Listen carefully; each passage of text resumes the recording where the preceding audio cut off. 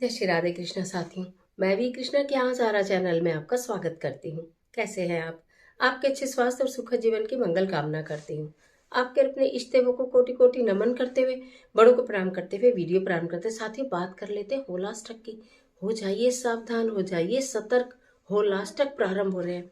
पूरे वर्ष भर में ये जो एक सप्ताह का समय होता है, ये जो 1 वीक का समय होता है, यानी होलाष्टक का जो समय होता है, ये वातावरण में बहुत नेगेटिविटी का समय होता है। और जितना भी लोगों को अपने लिए अच्छा और दूसरे के लिए बुरा करना होता है वो इस दौरान लोग करते हैं।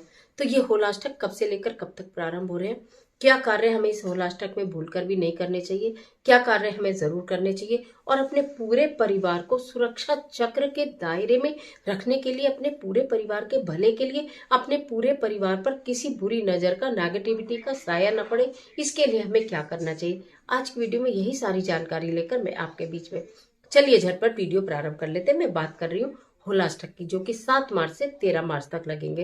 यानी फाल्गुन माह में ये होलाष्टक जो होते हैं, ये बुरी शक्तियों को अट्रैक्ट करते हैं। इन दिनों में वातावरण में बुरी शक्तियां, नेगेटिविटी बहुत ज्यादा होती है। 7 मार्च से शुरू होकर 13 मार्च यानी होलिका दहन के साथ ये समाप्त होंगे। इन होलाष्टक में मान्यता यह है कि इन दिनों में, इन्हें जले कटे दिन भी कहते हैं, कि लोग अपने अच्छे के लिए दूसरे का बुरा करने के लिए भी तैयार रहते हैं। जगह जगह चौराहों पर चीजें रखी हुई मिलती हैं जिनसे बच बच कर निकलना पड़ता है। लोग दूसरे के कार्य को बिगाड़ने में लग जाते हैं। कहते हैं तंत्र सिद्धि आदि के लिए ये जो दिन होते हैं, जले कटे दिन होते हैं, ये महत्वपूर्ण होते हैं। तो लोग इस कार्य को करते हैं, लेकिन हमें क्या करना है? हमें किसी का बुरा नहीं करना, हमें सिर्फ अपना बचाव करना है। ठीक है, तो आपको क्या करना चाहिए? सबसे पहले बताऊं कि इन दिनों में शुभ कार्य क्यों बंद हो जाते हैं, वातावरण में नेगेटिविटी क्यों होती है।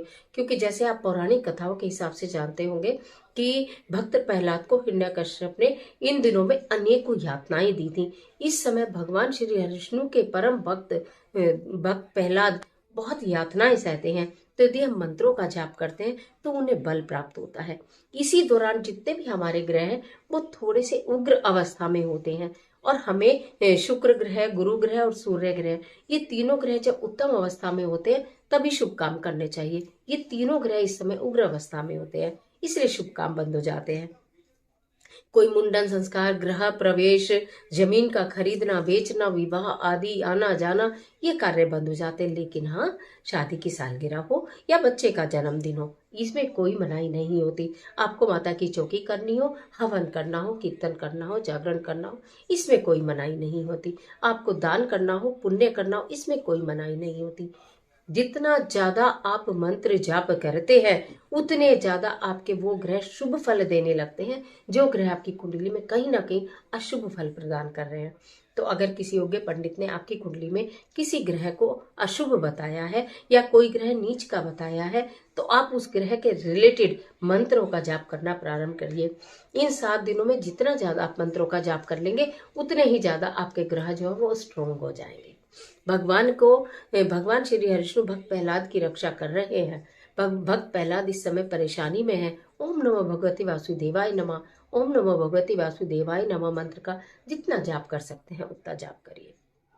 इस दौरान आपको ये इस बात का ध्यान रखना है कि आपको किसी के घर का, यानी मैं अपने परिवार की बात नहीं कर रही हूँ, अन्य लोगों के घर का सफेद रंग की मिठाई को अवॉइड करना चाहिए खाना। इलायची, लौंग और पान किसी के देने से भी भूल कर भी आपको नहीं खाने चाहिए, क्योंकि इन्हीं चीजों में सबसे ज्यादा लोग इस तरह के कार्य को करते हैं। दूसरी चीज, इन दिनों में जहां तक संभव हो, महिलाएं, गर्भवती महिलाएं या पीरियड के दौरान बच्चियां जो है वो अननेसेसरी सड़कों पर ना जाएं, बाल खोल कर ना जाएं, सिर धोकर ना जाएं, और 12 बजे दोपहर के या रात्रि में इधर उधर ना घूमे। सड़क पर चले तो बहुत देखभाल कर चले। इन चीजों का तो आपको अपने अंदर से ध्यान रखना होगा। जले कटे दिन है, कोई भी ऊपरी हवा अगर एक बार लग जाती है तो वो 1 साल तक भी पीछा नहीं छोड़ती है। इसलिए आपको सावधान रहना, डरना नहीं पर सतर्क रहना है। अब चूंकि बच्चे तो बाहर जाएंगे ही, घर वाले भी सब बाहर ही जाएंगे प्रतिदिन, तो महिलाओं को क्या करना चाहिए? थोड़ी सी पीली सरसों, एक लौंग का जोड़ा और काली मिर्च रखकर आपको छोटी छोटी पुड़िया बना लेनी चाहिए, उनकी पॉकेट में रख देनी चाहिए। वो जहां भी जाए उनकी पॉकेट में रख, तो लौटती बार वो उसको बाहर फेंक कर आ जाए। इससे उनके साथ नेगेटिविटी घर के अंदर प्रवेश नहीं करेगी। छोटे छोटे जो बच्चे हैं, आप उनके हाथ में या पाँव में एक जोड़ा लौंग का और थोड़ा सा कपूर कपड़े की गीठा बनाकर और उनके हाथ में या कहीं पैर में आप बांध दीजिए। इससे बच्चे के ऊपर कोई बुरी हवा असर नहीं करेगी। कोई जादू टोना टोटका, बुरी हवा, नजर, बद्दुआ कुछ भी इन चीजों से असर नहीं करती। इन दिनों में जो भी नेगेटिविटी है वो उनके शरीर में या आपके घर में प्रवेश नहीं करेगी। इस कार्य को आपको करना है। अब हम पूरे घर को सुरक्षित करना चाहते हैं। पूरे घर को सुरक्षित कैसे करें? थोड़ी सी फिटकरी ले लेना, छोटे से काले कपड़े में बांध लेना, घर के मुख्य द्वार पर बांध देना। घर के मुख्य द्वार पर इस प्रकार बांधना कि किसी को ज्यादा जल्दी दिखाई ना दे, एकदम डायरेक्ट नजर ना पड़े कि आपने सांप ने बांध दिया और डायरेक्ट नजर पड़ रही है तो वो तो दिखाई देगी। ऐसे करना कि किसी की नजर ना पड़े।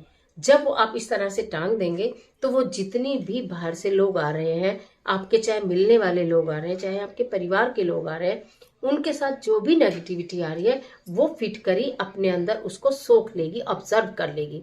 एब्जॉर्व करने के बाद जब आप जिस दिन होली का दहन होगा उसे उतारिए और शाम को जलती होली में डाल दीजिए। सारे दुख, सारे दर्द, सारी तकलीफ, सारी नेगेटिविटी, सारी नजर, हाय, बद्दुआ, परेशानी उसी के साथ जाएंगी और जलकर राख हो जाएगी।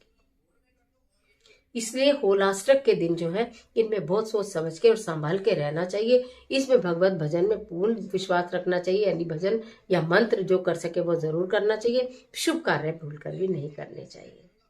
छोटे बच्चे, गर्भवती महिलाएं या पीरियड्स में रहने वाली बच्चियों को विशेष ध्यान रखने की जरूरत है। आप करना चाहें तो इस समय में छोटे छोटे बच्चों को टॉफी, बिस्किट, खिलौने, गुब्बारे, रंग, पिचकारी जो भी संभव हो बांटना प्रारंभ करिए। आप देखेंगे कि आपके घर में कितनी खुशहाली आएगी। होली की अग्रिम बहुत सारी शुभकामनाएं। होली आपका और आपके परिवार के लिए बहुत मंगलमय हो। आज के लिए इतना ही, इजाजत दीजिए। आशा करती हूँ वीडियो आपके लिए बहुत उपयोगी साबित होगी। मिलते हैं एक और जबरदस्त वीडियो के साथ। तब तक हंसते रहिए, मुस्कुराते रहिए, अपना और अपने अपनों का ख्याल कीजिए। वीडियो अच्छी तो लाइक कीजिए, फ्रेंड्स का शेयर करना बिल्कुल मत, और कमेंट बॉक्स में अपने इष्टदेव का स्मरण जरूर करिए। ईश्वर आपकी मदद।